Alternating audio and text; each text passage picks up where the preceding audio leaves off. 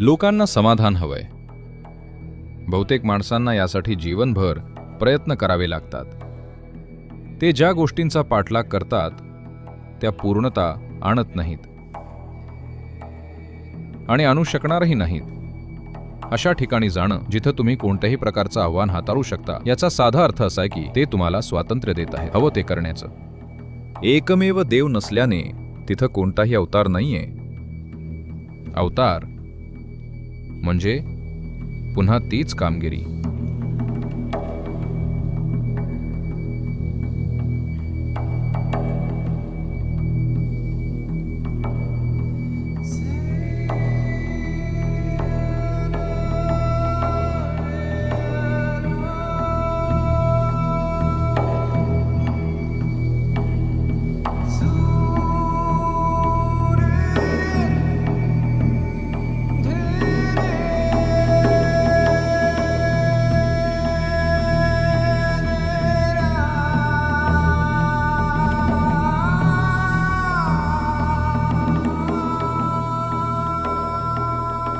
मानवी समाधानाच्या त्याच आकांक्षेसाठी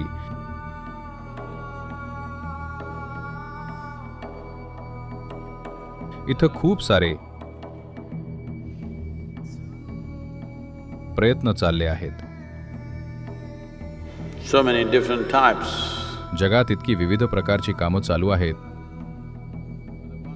कोणी मंदिरात जातोय किंवा बारमध्ये, देवाच्या शोधात किंवा दारू किंवा ड्रग्सच्या शोधात. कोणी शांती शोधतोय किंवा युद्ध. कोणी जीवनाच्या क्षुद्र गोष्टी शोधतोय. दुसऱ्याला स्वर्गात जायचंय. मुळात शोध तोच आहे. लोकांना पूर्णता हवी आहे.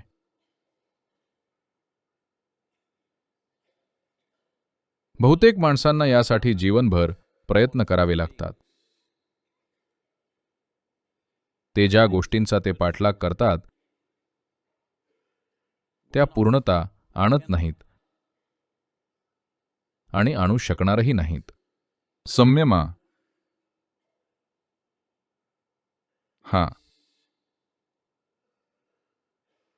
स्वतःला समाधानी बनवण्याचा प्रयत्न नाहीये,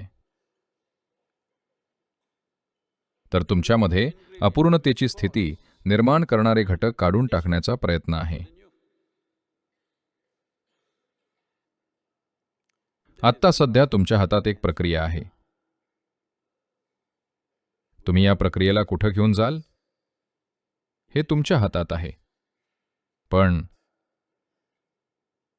ही इतकी शक्तिशाली आणि जिवंत प्रक्रिया आहे. एक अतिशय जिवंत आणि सक्षम प्रक्रिया की जर तुम्ही स्वतःला त्यासाठी समर्पित केलं तर ती अशा गोष्टी करते ज्याची तुम्ही कधी कल्पनाही केली नसेल.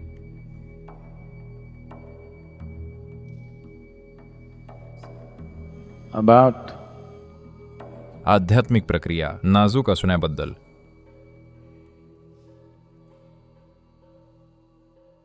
जर तुम्ही मला विचारलं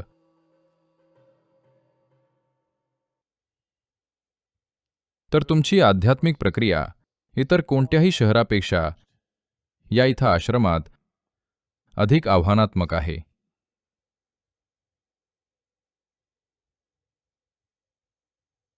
तिला आव्हान दिलं जातं आणि मदत देखील केली जाते.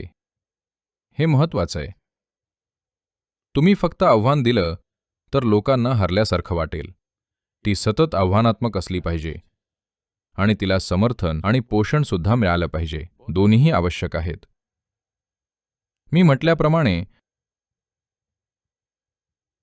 थोडी जोपासना सुद्धा गरजेची आहे. थोडं आव्हान देखील आवश्यक आहे. both are needed.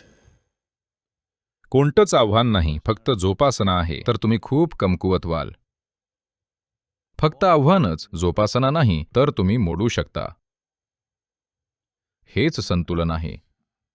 हे परिपूर्ण संतुलन आहे का? ते नाहीये. प्रत्येकजण कसं तरी संतुलन साधतोय. तर जिथं तुम्हाला सर्वात जास्त अस्वस्थ वाटतंय तिथं राहा. ते तुमच्यासाठी चांगलं असेल. जर तुम्हाला लवकर प्रगती करायची असेल तर. जर तुम्हाला हळूहळू प्रगती करायची आहे तर जिथं सर्वात आरामदायक आहे तिथं राहा. प्रत्येक परिस्थितीला सतत अशा प्रकारे रचण्यासाठी खूप प्रयत्न करावे लागले आहेत की तिथं पोषणही आहे आणि आव्हानही आहे. ईशाचे अंग असण्यापासून ईशा बनण्यापर्यंत. याचा अर्थ तुम्ही कुठेही गेलात तर ते एकसारखं आहे. याने काही फरक पडत नाही की तुम्ही बाजाराच्या मध्यभागी आहात तरी सुद्धा तुम्ही असेच आहात. तुम्ही सगळ्यात सहभागी होऊ शकता पण काहीही स्पर्श करत नाही. तर ही तुमच्यासाठी एक साधी चाचणी आहे. तुम्हाला कशाची उणीव भासत असेल, फक्त लोकांची नाही, कशाचीही. आत्ता सध्या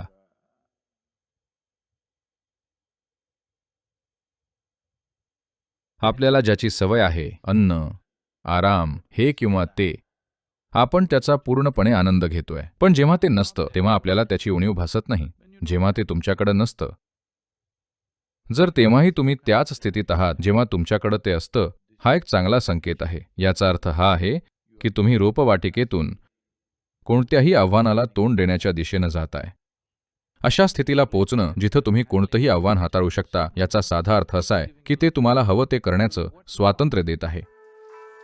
जे काही असेल, आपल्याला जे हवंय ते हाती घेऊन करू शकतो.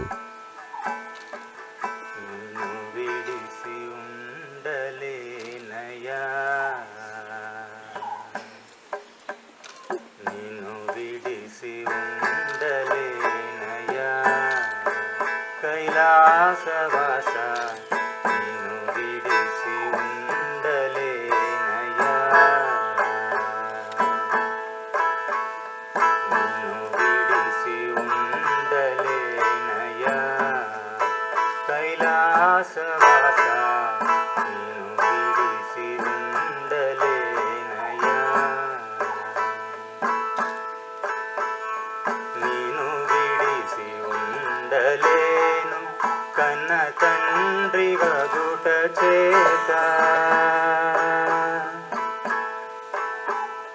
నిన్ను విడిసి ఉండలేను. కన్న తండ్రి వగుట చేత ఎన్నబోకు నేరములను సిన్ని కుమరుడనయ్యా శివా. तुम्हाला कोणी सांगितलं की ते देवाचे अवतार आहेत? नाही, तुम्ही हे समजून घ्या. पहा,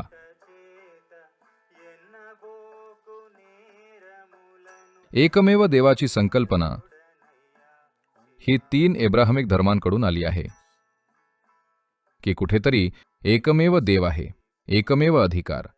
इतर कुठेही त्याचं अस्तित्व नाहीये. या संस्कृतीत तर मुळीच नाही. We called कोणताही मनुष्य जो आपल्याला माहीत असलेल्या सामान्य मानवांच्या पलीकडे विकसित झालाय त्याला आपण देव म्हणलंय, म्हणजे तो देवासारखा आहे. कारण मला वाटतं की मी याबद्दल बोललोय बरं का. लोक तेंडुलकरला क्रिकेटचा देव म्हणतात.